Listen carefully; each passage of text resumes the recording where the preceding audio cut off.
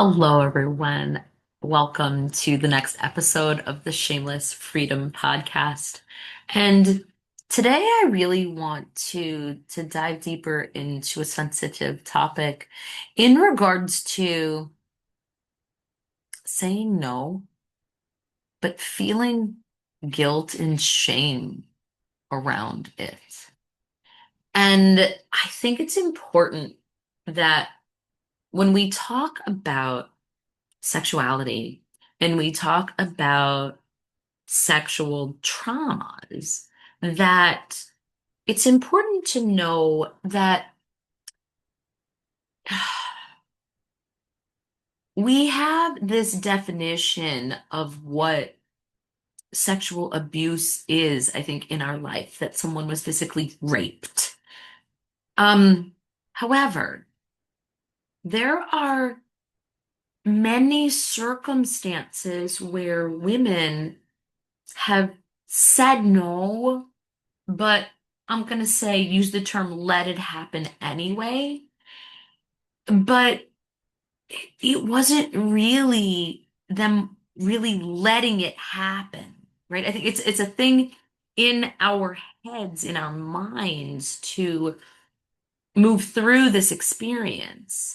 And I think there needs to be more education in this topic around what that really means and that it's still a violation of you. So you may have been someone that didn't experience a physical trauma abuse. However, you may have said no, but did it anyway, right? It was almost kind of like out of guilt, out of shame, out of obligation. I have heard many women say, well, it's my duty to do that. It's my obligation to do that. And there's no obligation to give yourself to someone if you do not feel comfortable or ready, willing, whatever, to do that. That is not sacred. That is not what sexuality was not all about. That is not why God created intimacy. Sexuality and physical intercourse was created not just for procreation, but for the enjoyment and the sacredness and the healing of man and woman. And I think that we forget that just because men have it on their priority list and women don't necessarily have it on their priority list doesn't mean that we're here as women for men's pleasure. I've had many women say over the years that it's their duty, it's their obligation to provide to their man because they know that that's what he needs and what he wants. And it doesn't feel good to anybody to do something that you don't really feel in the mood to and you don't want to. And I think we need to talk about this more as a society and how that situation impacts our overall well-being. Because no means no. No is not a maybe. And I know for years there was a part of me that when I had my date rape experience as a teenager, there were parts of me that were like, well, I let it happen. It was my fault. And there are many women who feel that way. It's like, yeah, I called in this energy, right? I wore something sexy or I was a little flirty and whatever and I turned him on and then he didn't know how to turn it off, so he had to, do something with his energy and it's my fault. And We are not at fault when this happens. We do need to be responsible for understanding how we have experienced things in the moment and how patterns keep showing up in our lives when we don't break them and we don't realize the power that they have over us. And over the years, when I would have coffee chats with women and share about my experience, it it allowed them to feel safe and more comfortable in sharing things that had happened in their own lives that they were ashamed of or thought that it was their fault. And with anything, I don't want to place fault on anyone.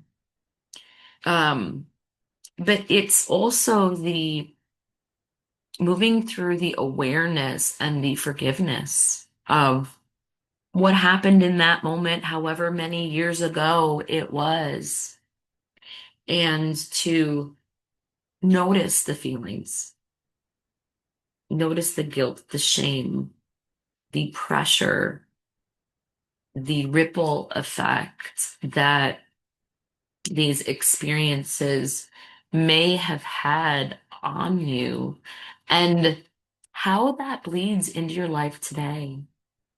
And you may have healed something, and maybe there's still a sliver of you that questions, you know, was there a part of me that really like called that in?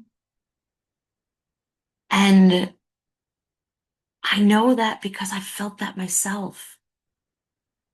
Like, I felt, did I tempt him? Should I really call it date rape?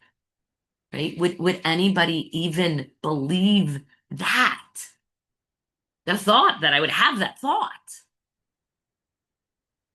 And to really have open dialogue around that, to ask for healing for that, to know that in that moment when you said no, is clear no. And there's sometimes this frozenness that happens in our bodies when we're re-triggered by a past experience that you're not even of sound capable mind to make a different decision. You know what I mean? It's like when you are wounded and you're re-triggered and you're frozen, it can feel hard to make a choice that is going to break a pattern. And that is what I want to open up the conversation on, is the fact that so many of us have this experience in some shape or form, and we don't need to let it define who we are and how we feel about our sexuality. Because there are many of us who may have felt, it's my fault, I tempted him. Yeah, there's this sexy wildcat person, etc. And I don't want to bring her back out because I don't want to go there. I want to deal with that. And the way through healing is to acknowledge that and know that those experiences actually impact your power. So just because you have never had specific sexual abuse in the past does not mean that there has not been any incidents, right, that have impacted your overall sexuality and well-being as a woman because the media, well, and today, the social media that is out there is so much different than when I was younger. There was no social media and Facebook and internet, etc. And now it is even more prevalent that people can witness and see things that are happening to other people and feel that trigger that is happening in their bodies. And I want to invite you to ask yourself the question, to be curious. Is there an experience in your life that you said no, but something happened anyway? And how has that shaped your life? Is there something there that needs healing, that is looking for love, tenderness, and compassion? This is not about beating yourself up for being promiscuous at some point in your life. There's nothing wrong with that. You were actually exploring and feeling parts of you that are a part of you. And there are many women who I know who have felt that promiscuity at some point in their life, and it's not wrong. However, like we can sometimes feel it is. And I just want to invite you to open up to what lesson is here for you.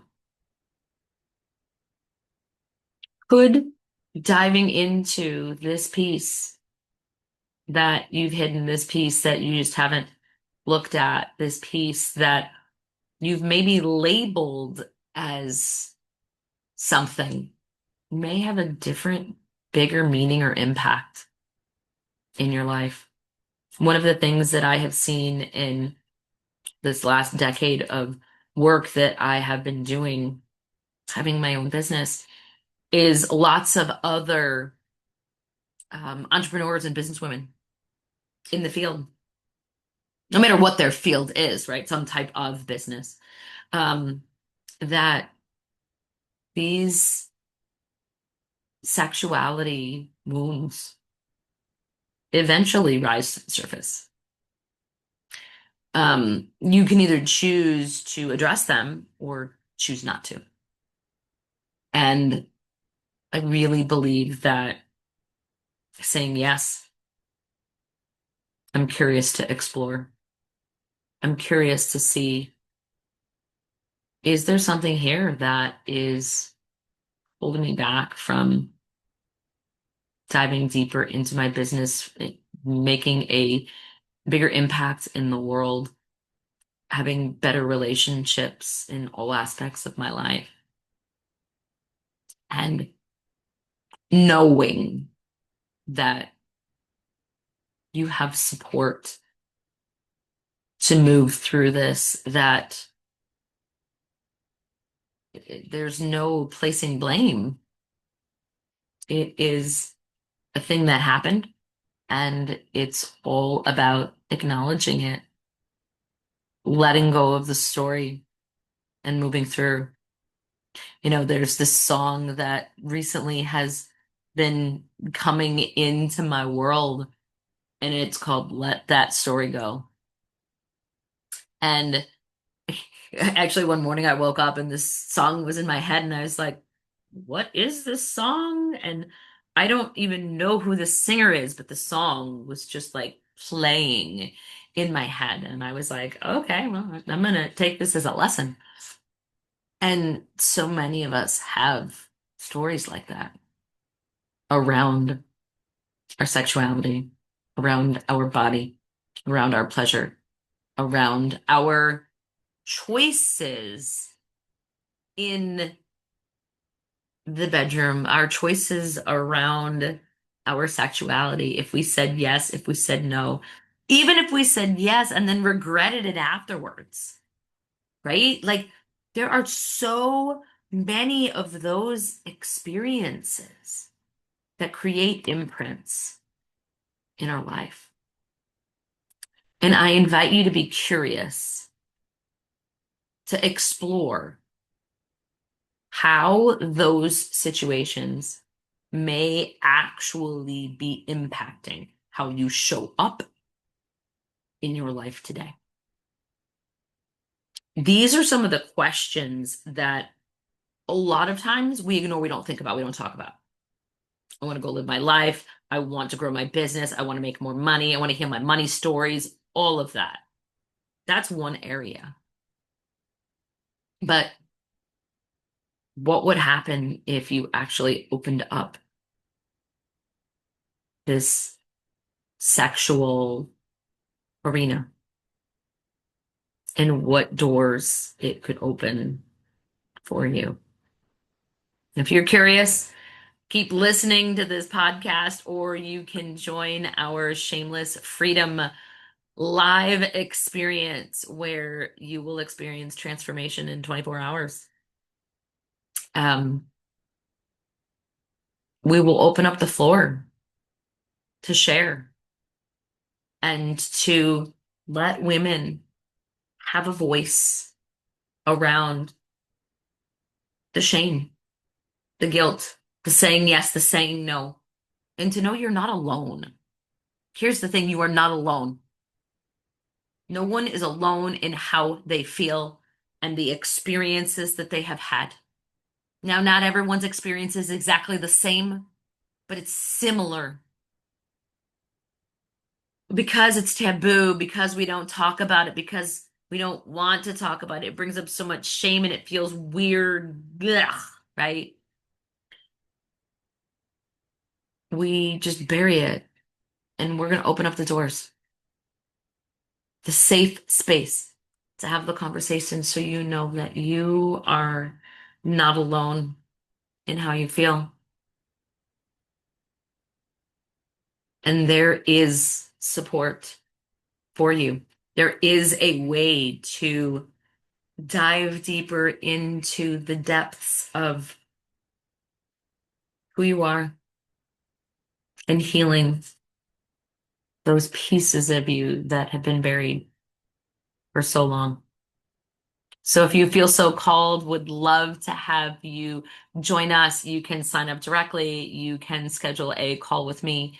But this is an opportunity where you will get to experience the fact that we are all in this together. And as a community of women, as sisterhood, we will heal the world together.